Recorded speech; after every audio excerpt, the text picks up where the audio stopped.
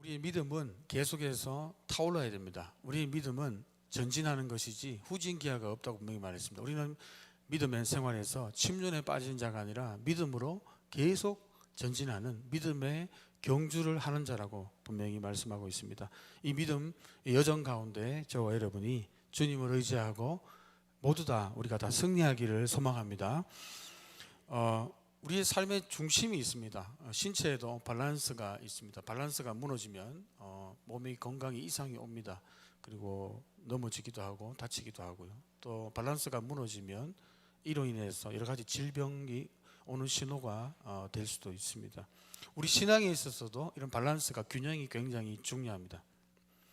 오늘 이 모세는 이제 이 약속의 땅 가나안 복지로 들어가는 이 다음 세대들에게 이제 율법에 대해서 다시 한번 상기시켜 줍니다. 적용시켜주고 해설해주고 있습니다. 그리고 오늘 말씀에서 세 가지를 통해서 다시 한번 신신당부하는 것입니다. 신명기는 신신당부하는 것입니다.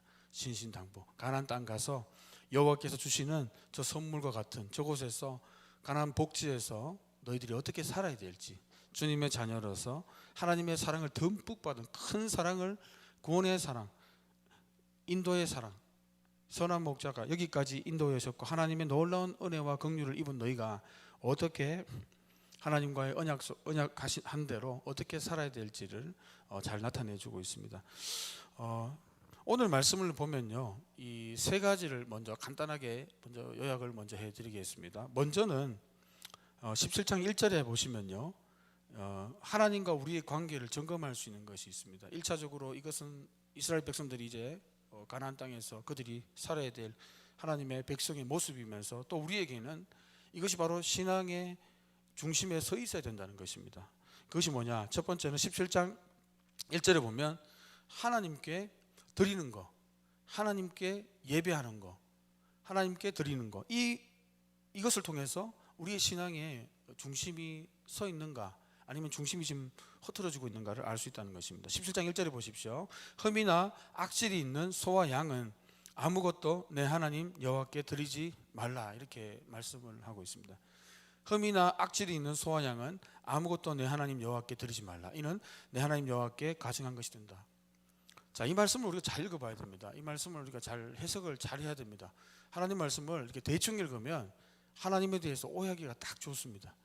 인간의 관점으로, 경험으로 이 말씀을 읽으면 세상 사람들이 이 말씀을 읽으면 어떻게 이해하는가? 이 기독교의 이 여호와 하나님이라는 신은 좋은 거, 비싼 거, 세상에서 사람들이 좋은 거, 그죠? 요구하듯이 비싼 거 요구하는구나. 가치 있는 거, 센 거, 이런 거 좀 좋아하시는구나. 이런 좋아하는 신이구나. 그래서 이런 명령을 하는구나. 이렇게 우리가 잘못 이 말씀을 볼 수가 있다는 겁니다. 여러분, 이 말씀은 전혀 그런 말이 아닙니다. 전혀 그런 말이 아닙니다. 그런데 왜 이런 말씀을 보면은 왜 자꾸 하나님께서는 돈을 요구하시는가? 나도 살기 어려운데. 왜 자꾸 가치 있는 거? 나도 각박한데. 하나님은 너무 하시는 분이 아닌가? 하나님, 세상 사람들이 비싼 거 좋아하듯이 하나님도 비싼 거 좋아하는구나. 여러분, 이 세상 모든 것이 하나님께 속해 있음을 믿으십니까? 모든 것이 다 속해 있습니다. 비단 물질뿐만이 아닙니다. 세상에 속한 모든 것이, 보이는 것, 심지어 보이지 않는 세계까지도 주님이 다 만드셨고 통치하시고 관리하시고. 그런데 이 흠이나 악질이 있는 소와 양, 그죠? 이게 제물로 제사 드릴 때, 그죠? 신학의 버전으로 말하면 예배 드릴 때 들고 오는, 그죠? 같이 함께 오는 예물들, 그죠? 헌물들. 하나님께 드리는 이런 제물들이 있지 않습니까? 예배 때, 제사 때 드리는 그러한 것에 흠이나 악질이 있는 소와 양은 드리지 말라. 여호와께 가증하다. 이것은 지독히, 가증하다는 말은 지독하게 미워한다는 겁니다. 지독하게. 하나님께서 지독하게 싫어하는 게 있어요. 우리는 하나님이 기뻐하시는 삶을 살기를 소망합니다. 하나님이 싫어하는 거 절대로 하면 안 됩니다. 우리는 하나님의 기쁨이 됩니다. 먹든지 마시든지 무엇을 하든지 주님의 영광을 위해서 그분의 기쁨이 되는 것이 그분의 소유입니다. 우리는 하나님의 사랑을 입은 자들은요, 하나님께 그 사랑을 반응으로 나타내야 됩니다. 자, 그럼 이 17장 1절의 이 말씀은 이 말씀을 우리가 오해 없게 우리가 잘 보기 위해서는 이 실질적으로 레위기에 보면 이 제사 때 특별히 이 속죄제를 드릴 때 보면 주님께서 이 제물들 속죄제에 또 이렇게 어떤 제사를 드릴 때 예배를 드릴 때 아무 것이나 가져올 수 없습니다. 율법에 정해진 대로 그렇게 가져와야 되는데 한 가지 예를 들어 보면 레위기 5장을 보면요, 이렇게 속죄제가 나옵니다. 속죄제, 그죠? 죄를 속하는 속죄제의 경우에 기본적으로 요구하는 것은 양떼의 암컷, 어린 양이나 염소를 이렇게 속죄 제물로 가져오게 되어 있습니다. 다시 한번 말씀드립니다. 양떼의 암컷, 어린 양이나 염소를 가지고 옵니다. 자, 그런데 만약에 이것을 가지고 올 수 있는 형편이 안 되는 사람도 있지 않습니까?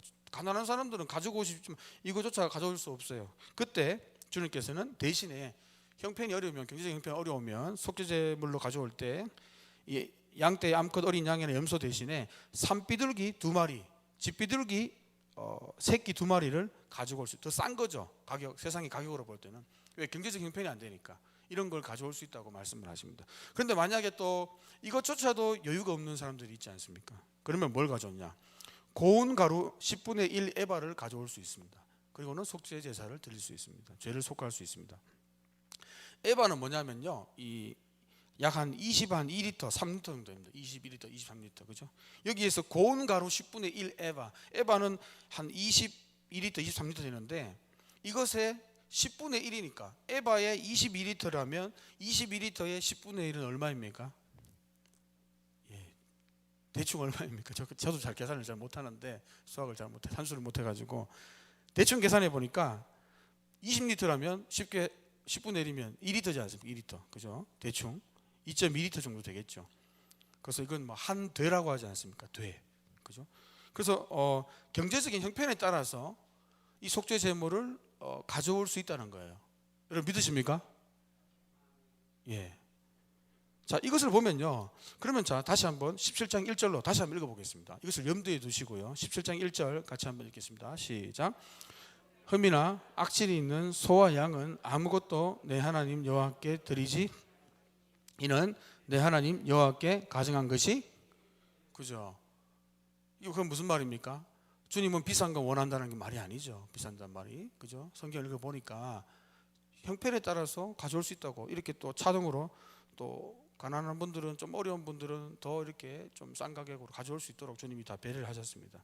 그래서 이 말은 흠이나 악질이 있는 거, 나 비싼 거 요구한다, 세상 사람들처럼 비싼 거 요구한다, 이 말이 아니라, 여러분 물질이 가는 곳에 여러분 뭐가 갑니까? 마음이 가는 거예요. 아멘입니까 여러분? 물질이 가는 곳에 마음이 갑니다. 사랑하는 자식에게 물질을 왜 씁니까? 왜 밥 먹여주고 교육시키고? 사랑하니까. 왜 부모님께 우리가 복양합니까? 사랑하니까. 왜 소중한 친구에게 귀한 음식을 대접합니까? 사랑하니까.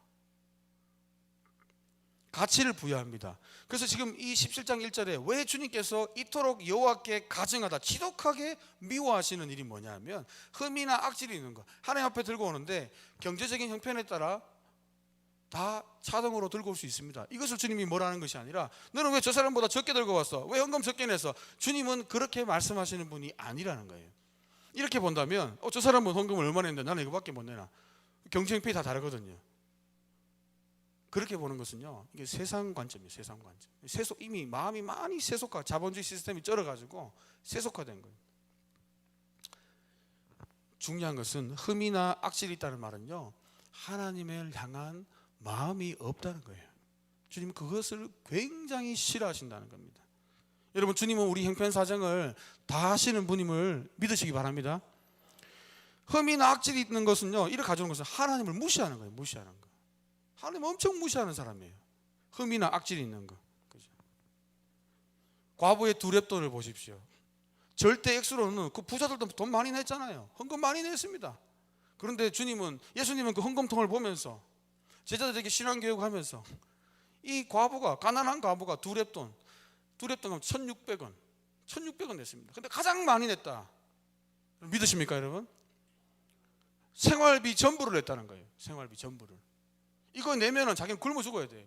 그 여인은 물론 돈 많은 사람에게 1600원은 웃은 용돈 같은 얘기겠지만, 웃은 얘기겠지만, 하나님은 그 1600원이 우습지 않다는 것을 믿으시기 바랍니다. 여러분, 우리 하나님 어떠한 분인지 알아야 됩니다. 여러분, 흠이나 악질이 있는 마음이 떠난 예배와 마음이 없는 하나님에 대한 무지한 모든 재물은 하나님이 싫어하십니다. 여러분, 그래서 여러분 제사 지낼 때, 예배 드릴 때 쉽게 말하면 여호와 하나님을 아는 것을 더 원하신다고 했습니다. 여러분, 주님은요, 만약에 주님이 마음의 중심을 보시는 분이라고 안다면 어떻게 우리가 이렇게 대충 드릴 수가 있습니까? 여러분, 하나님 마음의 중심을 보시는 분임을 믿으십니까? 이 대충 못 드리는 거예요. 대충 드리는 사람은 하나님 그 마음 중심 이런 거 생각 없는 사람이에요. 그냥 드리는 거예요. 그냥 종교 형식 하는 형식, 그냥 사람들 이렇게 눈 맞춰서 대충 드리고 그냥 이렇게 타락한 거. 그러니까 하나님께서는 지독하게 미워하신. 그죠? 여러분, 다른 사람에 맞춰서 절대 액수로 이렇게 비교하시면 안 됩니다. 여러분, 하나님은 그렇게 평가하시는 것이 아니라 이 상황이 다 달라요. 이 헌금 하나도 하나님 앞에 예배 드릴 때 하나님 뭘 보시냐? 그 안에 담긴 우리의 인생 스토리를 보시는 걸 믿으시기 바랍니다. 우리가 어떠한 과정에서 지금 이 헌금이 드려지고 있는지 하나님 그걸 보시는 거예요. 지금 내 마음 중심이 얼마를 드리든 내 행편에서 정말 최선을 다하고 정말 하나님의 사랑과 하나님에 대한 인지, 하나님이 어떠한 분이신지를 알고 드리는지, 아니면 종교 형식에 참여하는지, 아니면 과시하기 위해서 드리는지, 아니면 사람 눈 맞춰 드리는지 하나님은 다 아십니다. 여러분, 그래서 우리의 신앙이 균형이 잡혀있나 아니면 뭔가 이렇게 기울어지고 있냐 어떻게 알 수 있을까? 드리는 문제에 있어가지고 여러분 자꾸 형식적으로 변하면 이거 뭔가 타락하고 있는 거예요. 지금 뭔가 문제가 있다는 것입니다. 여러분, 그 위에 있는 신명기 16장 16절 17절을 한번 읽어보도록 하겠습니다. 신명기 16장 바로 위에 있습니다. 16장 16절 17절입니다. 같이 읽습니다. 시작. 너희 가운데 모든 남자는 1년에 3번 곧 무교절 77절 초막절에 내 하나님 여호와께서 택하신 곳에서 여호와를 배웁되 빈손으로 여호와를 배웁지 말고 각 사람이 내 하나님 여호와께서 주신 복을 따라 그 힘대로. 여기 보시면요, 이 절기 때 나오지 않습니까? 그죠? 빈손으로 나오지 말라. 빈손으로. 그런데 17절 이게 되게 중요합니다. 각 사람이 빈손으로 나와서는 안 되는데 그 대신 각 사람이 나올 때 네 하나님 여호와께서 주신 무엇을 따라? 복을 따라서. 믿습니까, 여러분? 주신 복을 따라 그 힘대로 드리는 겁니다. 과시가 아니고요. 하나님이 내게 주신 복을 따라서 복을 인정하는 사람은 하나님께 감사 표시를 하게 되어 있고요. 나의 지금 생활의 공급이 하나님께서 공급해 주셨다, 이 추수의 절기 하나님이 열매를 맺게 해주셨다 인정하는 사람은 감사하면서 드리게 되어 있습니다. 그 힘대로 드린다. 주신 복을 따라서. 그죠? 하나님에 대한 인식이 반드시 있어야 됩니다. 예배 행위가. 그죠? 종교 의식에 참여하면 안 돼요. 그러면 하나님을 욕되게 하는 거, 무시하는 겁니다. 무시. 고린도후서 9장 7절에 보니까 각각 그 마음에 정한 대로 할 것이요 인색함이나 억지로 하지 말지니 하나님은 즐겨내는 자를 사랑하시는데. 그죠?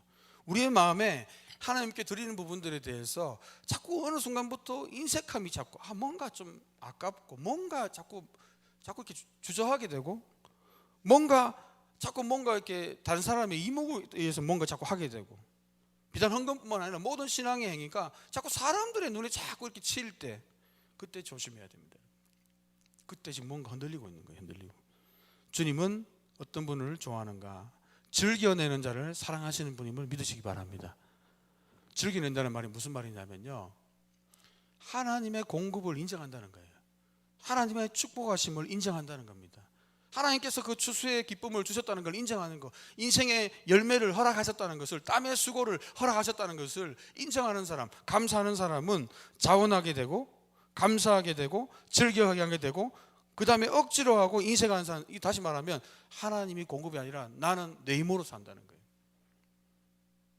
이게 내 마음이에요. 사실은 인색하고 억지스러운 신앙생활은요, 인생의 공급원이 난 겁니다. 내가 열심히 했지 뭐, 내가 열심히 해가 내가 죽도록 고생했지 뭐, 내가 욕먹어가면서 했지. 여러분, 우리가 수고해도 그 수고의 대가를 주님께서 허락하지 않으면 그 열매를 우리는 먹을 수 없는 피조물임을 믿으시기 바랍니다. 여러분, 이 사실을 우리가 쉽게 간과해서는 안 됩니다. 두 번째, 우리가 오늘 또 생각해 봐야 될 것이 있습니다. 두 번째는 바로 우상 숭배 문제입니다. 우상 숭배, 그죠? 우상 숭배 3절 같이 한번 읽어보겠습니다. 3절입니다. 시작. 가서 다른 신들을 섬겨 그것에게 절하며 내가 명령하지 아니한 1월 성신에 절한다 하자. 4절입니다. 그것이 내게 알려짐으로 내가 듣거든 자세히 조사해 볼지니 만일 그 일과 말이 확실하여 이스라엘 중에 이런 가증한 일이 행함이 있으면, 그럼 어떻게 해야 됩니까? 5절에 보니까 성문으로 끌어내서 남자나 여자를 돌로 쳐 죽입니다. 여러분, 우상 숭배는요, 구약시대 때는 돌로 맞아서 그냥 죽는 거예요. 그냥 이만큼 주님이 우상 숭배를 싫어하십니다. 신약에도 계속 나와요. 우상을 조심하라, 조심하라. 우상은 주님이 너무너무 싫어하십니다. 우상 숭배, 하나님 외에 사랑하는 거, 하나님보다 더 가치 있게 생각하는 거, 예배보다 더 좋아하는 거, 여러분 돌아서기를 소망합니다.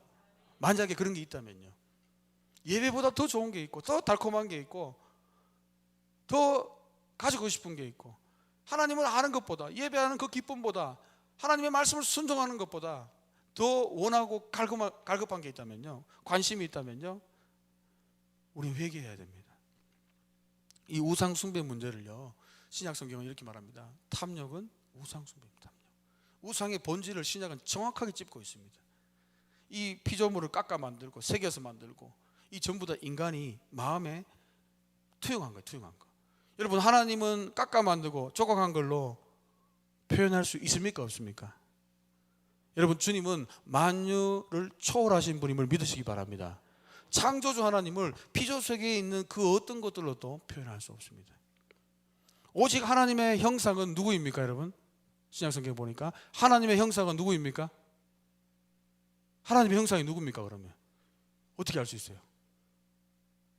따라해 봅니다. 예수 그리스도. 예수 그리스도가 하나님의 형상이에요. 하나님의 형상.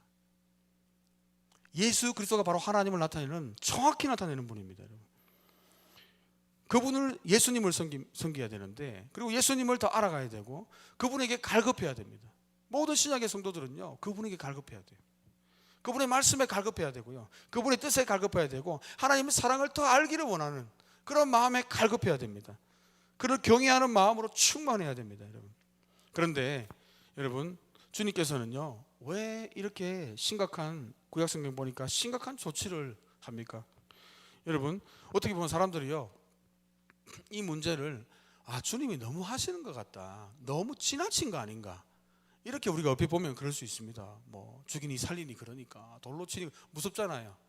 그런데 여러분, 주님이 우리에게 뭐라고 말씀하셨습니까? 예수님께서 율법을 요약하시면서 뭐라고 했습니까? 하나님에 대해서 뭐라고 했습니까?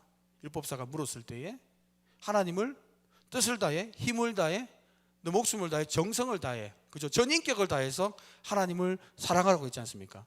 그죠? 많은 사람들 어떻게 이렇게 사랑하지? 너무 무리한 요구 아닌가? 여러분, 무리한 요구가 아닙니다. 왜 하나님께서 그 사랑을 요구하시냐면, 하나님께서 우리를 그렇게 사랑하셨기 때문입니다. 여러분, 믿으십니까? 하나님은 무리한 요구를 하시는 게 아니에요. 무리한 요구를. 출애굽기 19장 3절 보니까 모세가 그 시내산에서 이제 시내산 도착합니다. 출애굽기 19장 4절에 보면, 내가 애굽 사람에게 어떻게 행하였음과 내가 어떻게 독수리 날개로 너희를 업어 내게로 인도하였음을 너희가 보았느니라. 그러면서 여호와 하나님께서 이스라엘 백성들에게 모세를 통해서 말씀하십니다. 세계가 다 내게 속했다. 너희가 내 말을 잘 듣고 내 언약 잘 지키고 너희는 모든 민족 중에 내 소유 보물이 될 것이다. 너희가 내게 대하여 제사장 나라가 될 것이고 거룩한 백성이 될 것이다. 이 말을 이스라엘 자손들에게 전하라. 그러니까 이스라엘 백성들이 모세를 통해서 그 명령을, 말씀을 듣고 우리가 다 그렇게 준행하겠습니다, 언약을 했거든요. 그런데 이 언약을 2절에 보니까 그 언약을 어겨버렸습니다. 이게 무슨 말인가? 하나님의 절대적인 사랑, 무조건 사랑, 이 큰 사랑을 잊어버리고 갔다는 거예요. 여러분, 1월 성신이 뭡니까? 왜 사람들이 1월 성신에 경배하는 걸, 1월 성신, 왜 이 피조물을, 경배하는 것, 경외하는 것을 왜 주님이 이렇게 증오하십니까? 진노하십니까? 여러분, 1월 성신은요, 우리 인간이 혜택을 누리도록 주님이 주신 선물임을 믿으십니까, 여러분? 주님은 선물 주셨어요. 근데 선물 주셨는데 그 선물을 경배해요. 주님이 복을 주십니다, 우리에게. 그게 물질의 복이든 권력이든 명예든 장수의 복이든 건강의 복이든 자녀의 복이든 승진의 복이든 복을 주셨는데 사람들은 그 복을 섬겨요. 그리고 주님을 잊어버립니다. 이것을 배은 망덕이라고 하는 것입니다. 여러분, 우리는요, 하나님의 놀라운 사랑을 이스라엘 백성들을 출애굽했지 않습니까? 그 10가지 재앙으로 6월절 그 어린 양의 피로, 그죠? 구원하시고, 그 다음에 그 광야에서는 불기둥과 구름기둥으로 그 어려움을 통과하게 하시고, 반석에 물을 내시고, 그 광야의 위험으로부터 지켜주시고 보호하시고, 약속의 땅까지 이제 인도해 오셨는데, 그리고는 즐겁게 이렇게 말합니다. 10가지 재앙을 심판하시고 주님이 바로 애굽의 모든 신을 함께 심판했다고 하는 거예요. 여러분, 우리를 죄와 사망에서, 온갖 사단의 이 권세에서, 죄와 사망의 그 정죄의 형벌에 압제당하고 있던 우리를 구원하신 분은 우리 주님이심을 믿으시기 바랍니다. 그리고 지금도 여전히 우리를 저 천성을 향해서 인도하고 계시고 공급하고 계십니다. 공급하고. 잊지 말라는 거예요. 잊지 말라는 거예요. 하나님이 주신 거 감사히 누리십시오. 하나님이 주신 자연도 감사히 누리면 되고 하나님을 경외하면 됩니다. 그러나 그것을 섬기고 그것에 뺏기면, 마음이 뺏기면 그것은 우상이 되는 거예요. 돈도 우상이 됩니다. 돈을 잘 이용하면 하나님의 영광을 위해 쓰고 하나님의 나라가 이루어져 가는데 영광이 드러나고 기쁨이 되지만, 자식도 하나님이 주신 태의 열매는 상급이거든요. 기업이다. 우리에게 선물 줬는데 자식 사랑에 너무 빠져버리니까 하나님 잊어버려요. 그 우상, 자식도 우상이 됩니다, 여러분. 자식도, 그 귀한 자식도, 그 귀한 선물도 우상이 되는 거예요. 여러분, 우리는 하나님이 주신 그 어떤 것, 어떤 축복도 우상이 아니라 하나님께 영광 돌리는 도구가 되기를 소망합니다. 자, 세 번째, 두 번째인데 오늘 이 우상 숭배 관련돼서 한 가지 더 나오는 게 있습니다. 세 번째, 우리 대지로 나가기 전에 그 우상 숭배하는 자들을 이제 심판하지 않습니까? 심판 돌로 쳐 죽이라 이렇게 말하는데, 이 악을 제거해라. 그런데 이 전에 아주 그 주의를 하라고 말씀하는 게 있습니다. 자, 6절을 한번 읽어보겠습니다. 6절 시작. 죽일 자를 두 사람이나 세 사람의 증언으로 죽일 것이요 한 사람의 증언으로는 죽이지. 그죠? 7절입니다. 같이 읽습니다. 시작. 이런 자를 죽이기 위하여는 증인이 먼저 그에게 손을 댄 후에 무백성이 손을 댈지니라. 너는 이와 같이 하여 너희 중에서 악을, 그죠? 이 우상 숭배는 돌로 처형되는데 아주 무거운 심판이 있습니다. 그런데 어떤 사람이 거짓말할 수가 있잖아요. 우상 숭배 안 했는데 그냥 저 사람이 미워요. 어떤 좀 적대관계 있는 사람이 그냥 거짓말로 거짓 증언할 수 있지 않습니까? 그래서 한 사람의 증언은 절대로 유효하지 않다는 거예요. 그죠? 또 인간의 판단 미스도 있을 수 있고요. 아니면 어떤 악의적인 그런 것도 있을 수 있고, 거짓 증언을 할 수 있기 때문에 그 사람의 증언 때문에 결정적으로 죽을 수 있거든요. 그래서 처형을 당할 수 있기 때문에 두 사람이나 세 사람의 증인이 없으면 죄가, 우상 숭배 죄가 성립합니까? 성립하지 않습니까? 성립하지 않습니다. 그리고는 만약에 어떤 사람의 증언으로 인해서 우상 숭배가 죄가 성립이 됐어요. 심판을 받았습니다. 죽었어요. 그런데 뒤에 알아보니까 이게 거짓말로 탄로났습니다. 자, 7절에 이런 자를 죽이기 위하여 증인이 먼저 그에게 손을 대야 됩니다. 그리고 묵백성, 다른 백성들이 손을 대야 됩니다. 이게 뭡니까? 만약에 이것이 거짓말이면 그 사람이 책임을 져야 된다는 거예요. 책임. 여러분, 오늘 우리가 신앙생활 하면서 이거 굉장히 조심해야 됩니다. 많은 사람들은 소문 때문에 사람들 판단하거든요. 풍문으로 판단하는 거예요. 증거가 없어요. 근데 증거 대봐라. 증거 없어요. 계속 의심하는 겁니다. 소문을 내는 거예요. 또 다른 사람도 그 소문을 듣고 똑같은 정죄를 하고 있는 거예요. 그러면요, 온 공동체가 어떻게 됩니까? 아, 저 사람 우상숭배했어. 증거가 없어요. 우상숭배인 것 같은데. 또 들었어요. 우상숭배래. 우상숭배래. 온 공동체가 어떻게 됩니까? 그 사람을 왕따시키고 의심하고. 그러니까 죄가 막 도는 거예요. 죄가. 그러면요, 공동체가 깨지게 되어 있습니다. 여러분, 그래서 우리는요, 사실관계가 아니고 쌍방관의 객관적인 얘기를 들어보기 전까지는요, 어느 일방의 얘기를 듣고 그것을 사실처럼, 확정된 사실처럼 우리가 믿고 정죄하고 판단하고 소문을 옮기면 절대로 안 됩니다. 여러분, 이것은 큰 죄입니다. 왜냐하면요, 공동체는 에베소서 보니까 성령이 어떻게 하셨다고 했습니까? 하나 되게 하셨거든요. 이 그런 의심에, 증거도 없는 의심에 막 놀아나면 어떻게 됩니까? 공동체가 다 분열됩니다. 이것은 하나님의 공동체를 파괴하는 행위거든요. 파괴하는 행위. 그래서 우리가 사람들을 함부로 판단해서는 안 된다는 겁니다. 함부로 판단해서. 그죠? 주님 어떻게 말씀했습니까? 율법이 어떻게 요약되어 있습니까? 하나님을 사랑하고 이웃을 내 몸처럼 사랑하는 거예요. 증거도 없는데 막 의심을 하는 거예요. 막 의심. 아니면 어떨 거예요? 아니면 책임질 겁니까? 책임도 안 지잖아요. 근데 하나님 앞에는 다 책임져야 됩니다. 그 사람. 공동체를 깼던 거, 개인적으로 소란을 일으켰던 거, 하나님 앞에 다 책임져요. 공동체를 깬 거는 하나님 앞에 너무나 큰 죄이기 때문입니다. 그래서 우리가 이러한 부분들을 우리가 조심할 필요가 있습니다. 그리고 마지막으로 우리가 살펴볼 것은 뭐냐면, 이제 그 쌍방간의 민사상, 형사상 문제가 생겼을 때 일어나는 이제 그것을 어떻게 처리할 건지를 말씀합니다. 8절 9절을 같이 한번 읽어보도록 하겠습니다. 시작. 네 성중에서 서로 피를 흘렸거나 다투었거나 구타하였거나 서로 간에 고소하여 네가 판결하기 어려운 일이 생기거든 너는 일어나 내 하나님 여호와께서 택하실 곳으로 올라가서 레위 사람 제사장과 당시 재판장에게 나아가서 물으라. 그리하면 그들이 어떻게 판결할지를 네게 가르치리. 그죠? 이게 뭐냐면요, 각 성읍에도 레위인들이 있고요, 이제 어느 정도 판단을 할 수 있지만은 이게 좀 애매한 게 있습니다. 율법을 해석을 하면서 이 사건을 어떻게 해석을 해야 될지 판단에 애매한 거 있지 않습니까? 이게 설왕설래하는 거. 그것은 여호와께서 택하신 곳으로 가라. 여기는 바로 중앙성소 예루살렘 말하는 거죠. 예루살렘 그 중앙성소로 들어가서 거기에서 누구를 만납니까? 레위 사람, 제사장, 그리고 그 당시의 재판장. 그러니까 이들이 가서 물어보라는 겁니다. 물어보라. 근데 여기는 지금 어떤 재판장의 의견을 물어봐라, 제사장 레위 사람의 의견을 물어보라가 아닙니다. 뒤에 10절에 보십시오. 제가 한번 읽어드리겠습니다. 여호와께서 택하신 곳에서 그들이 네게 보이는 판결의 뜻대로 네가 행하되 그들이 네게 가르치는 대로 삼가 행할 것이니. 11절입니다. 또 그들이 네게 가르치는 율법의 뜻대로 그들이 네게 말하는 판결대로 행할 것이요 그들이 네게 보이는 판결을 어겨 좌로나 우로나 치우치지 말 것이니라. 자, 이게 뭐죠? 지금 그 중앙성소에 예루살렘에 가서 레위 사람 제사장과 당시 재판장, 그죠? 그 설왕설래하는 그 성소한 문제를 갖다가 최종 율법을 맡은 이 사람들에게 가서 최종 판단을 받는 겁니다. 애매한 상황들을. 그리고 거기에서 율법대로 다시 재해석해주고 적용을 해주고 심사숙고해서 나온 판결에 대해서는 어떻게 해요? 판결을 어기지 말라는 거예요. 좌로나 우로나 거기서 과감하지 말라는 겁니다. 12절을 같이 한번 읽어보겠습니다. 12절입니다. 시작.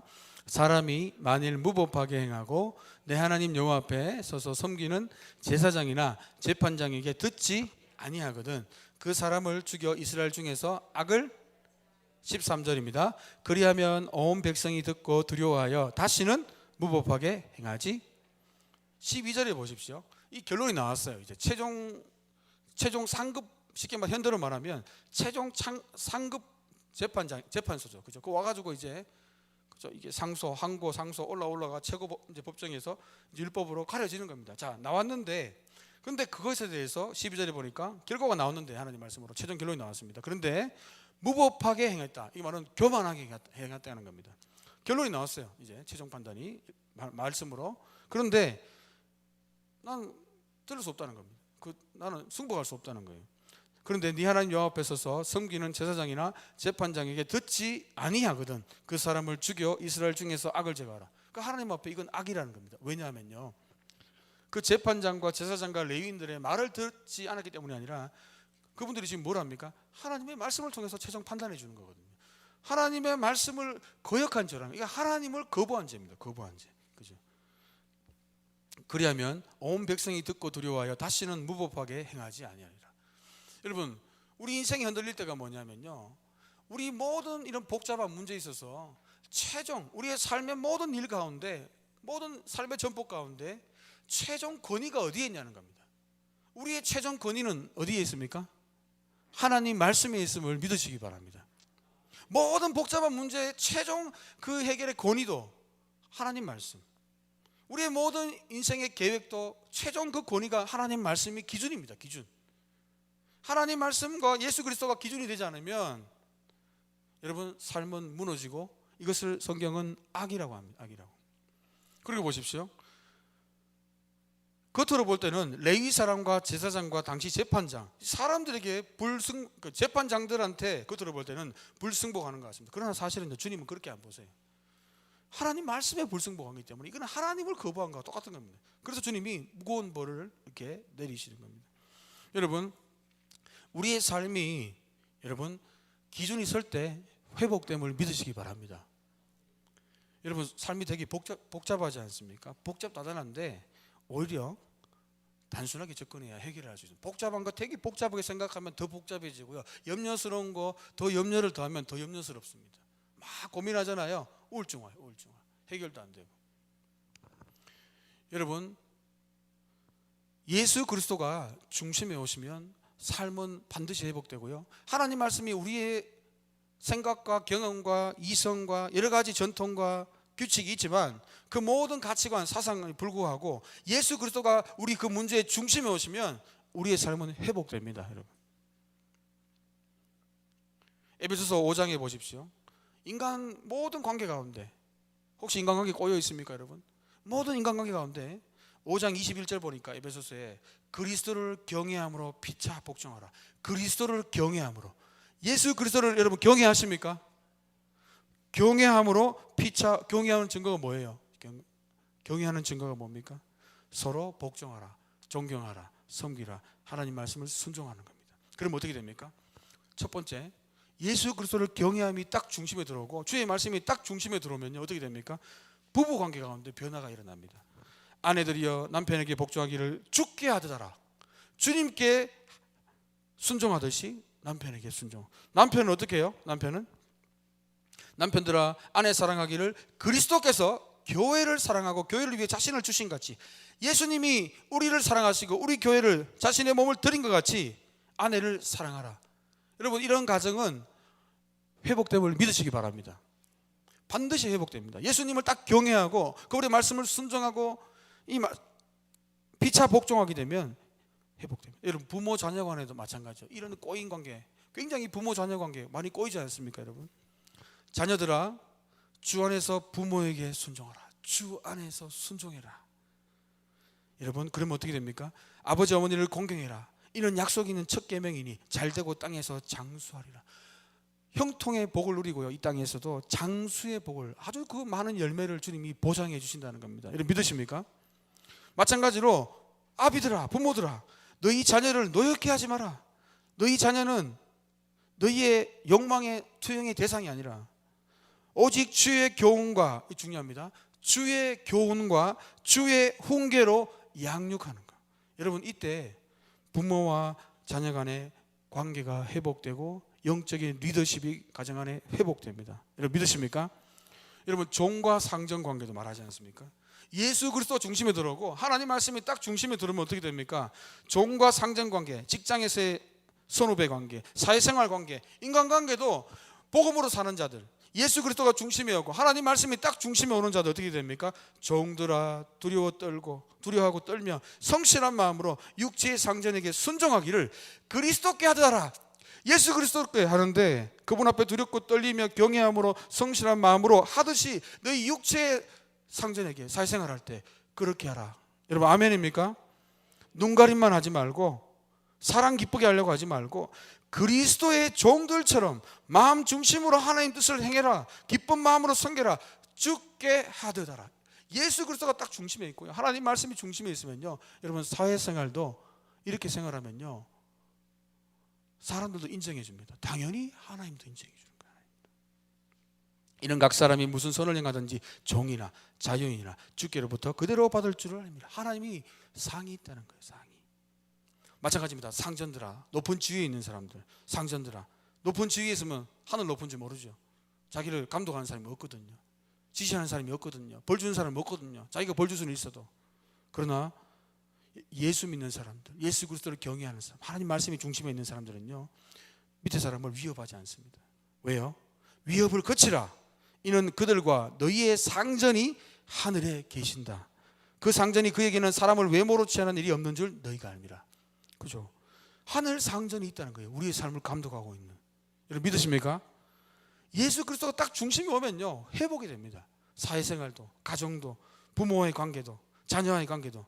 자, 마지막으로 여러분, 우리 오늘 이 말씀의 핵심인 우리의 신앙이 회복돼야 삶이 회복되거든요. 신앙이 회복돼야 됩니다. 그 신앙의 핵심이 뭐냐? 주님께서 우리에게 선물로 주신 이 몸된 교회임을 믿으시기 바랍니다. 몸된 교회도 좋은 열매가 나와야 돼요. 기쁜 열매, 풍성한 열매 주님이 기대하시고요. 축복된 복된 신앙생활을 하기 위해서는요, 사도행전 2장에 보니까요, 오순절날 성령이 임했습니다. 그죠? 신도의 수가 3,000이라 예루살렘 교회 초대교회가 시작되지 않습니까? 그때 여러분 잘 보십시오. 그때 그 초대교회의 모습들을 사도행전 2장에 이렇게 묘사하고 있습니다. 서로 교제하고 떡을 떼고 오로지 기도하기를 힘쓰고, 그 다음에 많은 표적들이 나타나고, 믿는 사람이 함께 모여 심지어는 자기 물건도 통용하고, 또 어려운 사람 자기 재산과 소유를 팔아서 어려운 사람도 도와주고 필요를 따라 나눠주고, 또 날마다 마음을 같이해서 성전에 모이기를 힘쓰고, 집에서 떡을 떼고 집집마다, 그때는 교회가 집집마다 이렇게 가면서 있지 않습니까? 가정교회니까 떡을 떼고 기쁨과 순전한 마음으로 음식을 먹고. 여러분 사도행전 2장에 보니까 이 신앙의 모습들에서 여러분 결론이 났어요. 결론이 뭐냐? 사도행전 2장 47절에 결론을 이렇게 말합니다. 하나님을 찬미하고 또 온 백성에게 칭송을 받으니 주께서 구원받는 사람을 날마다 어떻게 해요? 더하게 하시니라. 아멘입니까 여러분? 그런데요, 이런 아름다운 열매가 어떻게 나왔습니까 여러분? 이 사도행전 2장을 읽을 때 하나 우리 빠뜨린 게 있어요. 굉장히 중요합니다. 바로 이러한 신앙의 아름다운 과정과 결론이 나오게 된 이유가 뭐냐면요, 지금 제가 일부러 의도적으로 빠뜨렸는데 사도행전 2장 42절에 보니까 그들이, 자 사도행전 2장 41절부터 읽어드리면, 그 말을 받은 사람들은 세례를 받고 이날의 신도의 수가 3,000이나 다하더라. 사도행전 2장 42절입니다. 그들이 사도의 무엇을 받아? 가르침을 받았다는 거예요. 믿으십니까 여러분? 하나님 말씀을 가르침 받았다는 거예요. 막 자기 마음대로 교제하고 자기 마음대로 예배하고 뭐 자기 마음대로 뭐 굳이 그런 게 아니라 사도의 가르침을 받았다는 겁니다. 하나님의 말씀에 터치를 받았다는 거예요. 여러분 하나님의 말씀에 열매가 지금 맺힌 겁니다. 여러분 초대교회가. 믿으십니까 여러분? 여러분 교회 생활도 그렇습니다. 우리의 인간관계, 사회생활, 가정, 그리고 하나님과의 관계 막힌 거, 전부 다 하나님과의 관계 막힌 거, 하나님 말씀에 다 무너진 거예요. 예수 그리스도가 중심이 없어서 그렇습니다. 인간관계도 마찬가지입니다. 하나님을 경외함이 진짜로 없으니까 인간관계가 희한한 거예요. 다 원수되고 뭐 조금만 하면 다 뭐 의심하고. 여러분 예수님 중심에 오시기를 소망합니다. 주님의 말씀이 우리의 교회 생활의 중심에 오시기를 바랍니다. 여러분의 사회생활, 가정과 직장과 부모와 자녀 간의 관계, 직장의 선후배, 사회생활과 교회 생활에 예수님이 중심에 오시고 사도들의 가르침, 하나님의 말씀, 그 복음이 중심에 오시기를 소망합니다. 그래서 우리에게 풍성한 열매, 아름다운 열매, 향기로운 열매가 더욱더 많이 나타나는, 그래서 우리의 삶이 더 복되지는 그런 우리 그리스도인의 삶으로 나아가기를 주님의 이름으로 축복합니다. 기도하겠습니다. 하나님 감사합니다.